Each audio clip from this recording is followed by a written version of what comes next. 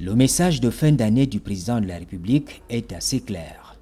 L'année 2025 ouvre la voie à une nouvelle saison d'échéances politiques.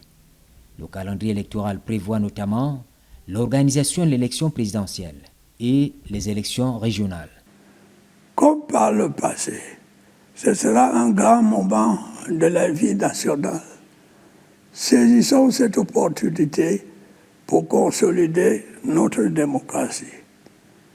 J'en appelle à la maturité et à la responsabilité de tous les acteurs. Ils devront veiller à ce que le calme règne avant, pendant et après les élections.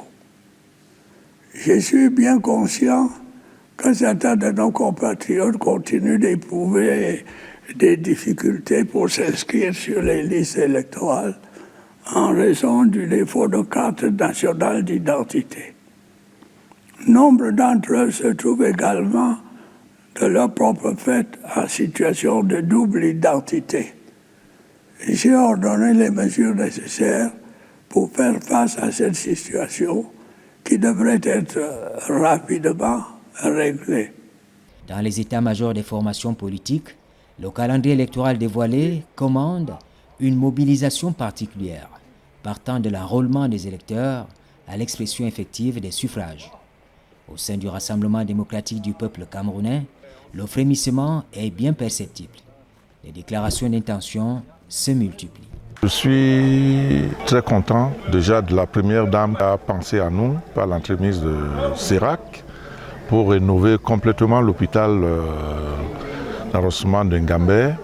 Et honnêtement, toutes les populations sont contentes. Le président de la République doit être sûr que ce sera du 100%.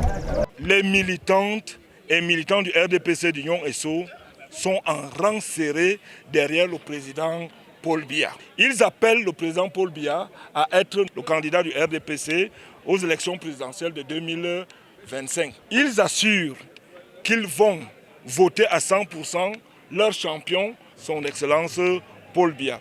Qui est fidèle à elle-même, fidèle à ses engagements, fidèle dans son amitié, réitère, insiste et persiste en disant qu'elle attend le moment venu pour donner ses voix, son vote au président Paul Biya, dès lors qu'il se sera déclaré candidat. Nous sommes ici parce que nous devons gagner aux élections.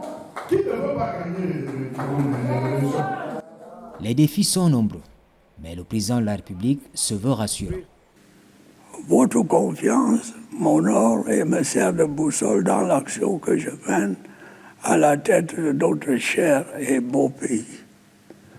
J'ai pu vous assurer que ma détermination à vous servir demeure intacte et se renforce au quotidien face à l'ampleur des défis auxquels nous sommes confrontés. Dans le quotidien des citoyens, l'on semble percevoir un engagement ferme à accompagner les échéances annoncées.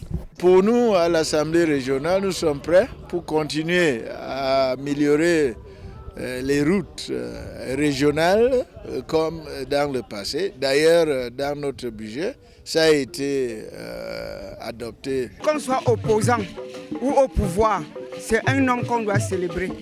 Parce que pour le moment, il est là. Il n'y a que lui pour le moment. Avant la convocation des collèges d'électeurs pour les 2 rendez-vous programmés, l'éducation à la citoyenneté doit se poursuivre pour un processus électoral apaisé, débouchant sur l'acceptation des résultats par tous.